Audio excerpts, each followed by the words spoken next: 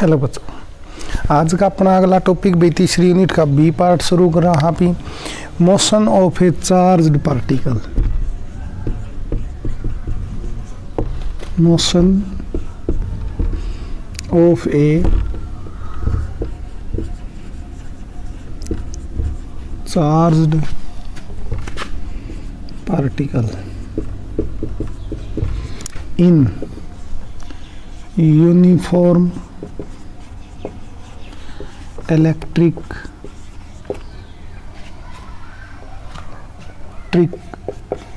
Field. एक uniform electric field में हमने कोई चार्ज पार्टिकल रख दिया, उसका मोशन कैसा होगा भाई। देखो ठीक है भाई, मान लेते हैं ये हमारा क्या है भाई, यूनिफॉर्म इलेक्ट्रिक फील्ड है।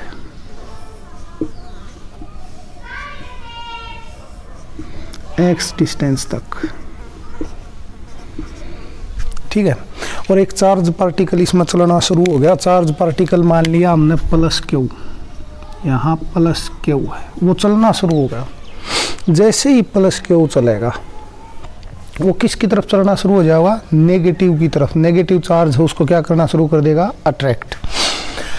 इलेक्ट्रिक फील्ड चला रहा है पॉजिटिव टू नेगेटिव, यानी कि नेगेटिव ऊपर है तो इसको आहिस्ता आहिस्ता अपनी तरफ क्या करना शुरू कर देगा भाई, वो अट्रैक्ट करना शुरू कर देगा। ये क्या होगी, हमारी चार्ज पार्टिकल की डायरेक्शन होगी। ये कितनी डिस्टेंस है, y, ठीक है। अब आए भाई कि इलेक्ट्रिक फील्ड जो है उसकी इंटेंसिटी है E। तो चलो फोर्स कितना लगेगा भाई इसके ऊपर, जब ये चार्ज पार्टिकल है चलना शुरू होगा तो इलेक्ट्रिक फील्ड फोर्स लगाया करे भाई Q इंटू E। लेकिन एक फोर्स और भी होया करे है, मास इंटू एक्सेलरेशन। दोनों फोर्स लग तो इसी चार्ज पार्टिकल के ऊपर रहे हैं, यानी कि दोनों बराबर हैं। बराबर है तो बराबर रख दो भाई, ma is equal to Q E. A की वैल्यू कितनी आ गई, क्यू ई बाई एम, ठीक है। जैसे ही हमने देखा कि भाई ये तो जो चार्ज पार्टिकल है मान लिया टी टाइम में इस इलेक्ट्रिक फील्ड को क्रॉस कर रहा है, तो टी टाइम में अगर इलेक्ट्रिक फील्ड में क्रॉस करेगा तो टाइम का फॉर्मूला क्या होता है भाई, displacement upon velocity. Displacement upon velocity. लेकिन वाई एक्सिस में कितना चल रहा है इसका तो हमने नहीं मेरा, इतना तो चल रहा है, लेकिन आगे की इक्वेशन का तो नहीं पता। तो y के लिए हमने ले लिया s is equal to u t plus half a t square. Y axis में शुरू में तो चला ही नहीं, शुरू में तो x एक्सिस में चला तो u की वैल्यू 0। y में कितना डिस्प्लेसमेंट पार किया भाई इसने, y। एक्सेलरेशन कितना है हमारा, q E by m. Time कितना है हमारा, x by B.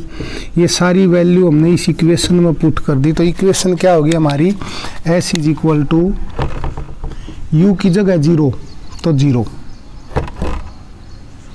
Plus half A की value Q E by M, T square, A T का स्केयर, टी स्केयर यो X square by V square, ठीक है। एस की वैल्यू रख दी हमने y, तो y की वैल्यू कितनी आ गई हमारी, half q e m v square x का स्केयर, ठीक है।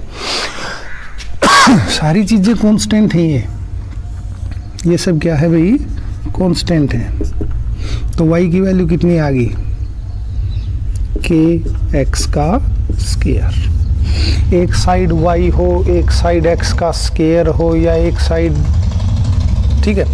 तो हमारे पास ये सारी चीज़ें, ये जो इक्वेशन होती है ये होती है भाई पैराबोला की। इसका मतलब है कि जो चार्ज पार्टिकल इलेक्ट्रिक फील्ड के अंदर चलता है भाई, इलेक्ट्रिक फील्ड के अंदर चलता है, वो कौन सा पाथ फॉलो करेगा, पैराबोलिक पाथ। लेकिन ये तो है इनसाइड, लेकिन जैसे ही इलेक्ट्रिक फील्ड से बाहर निकला, आउटसाइड इलेक्ट्रिक फील्ड, जो फोर्स इसको पैराबोलिक पाथ में ले रहा है यानी कि QE, वो फोर्स हट जाएगा। जैसे ही बाहर आया ये बिल्कुल क्या फॉलो करेगा भाई, एक स्ट्रेट पाथ, स्ट्रेट पाथ। ठीक है। अब दो स्पेशल केस, अगर पार्टिकल चलता है अलोंग इलेक्ट्रिक फील्ड तो ये क्या होगा भाई, एक्सेलरेट होगा। क्या होगा, एक्सेलरेट होगा। अगर चलता है परपेंडिकुलर टू इलेक्ट्रिक फील्ड तब फॉलो करेगा पैराबोलिक पाथ, पैराबोलिक पाथ। ठीक है। ये मोशन था चार्ज पार्टिकल का, किसके अंदर भाई, यूनिफॉर्म इलेक्ट्रिक फील्ड के अंदर। आशा करा हाँ आपको ये टॉपिक समझ में आया हो। बहुत जल्द फिर मिला अगले टॉपिक में। धन्यवाद।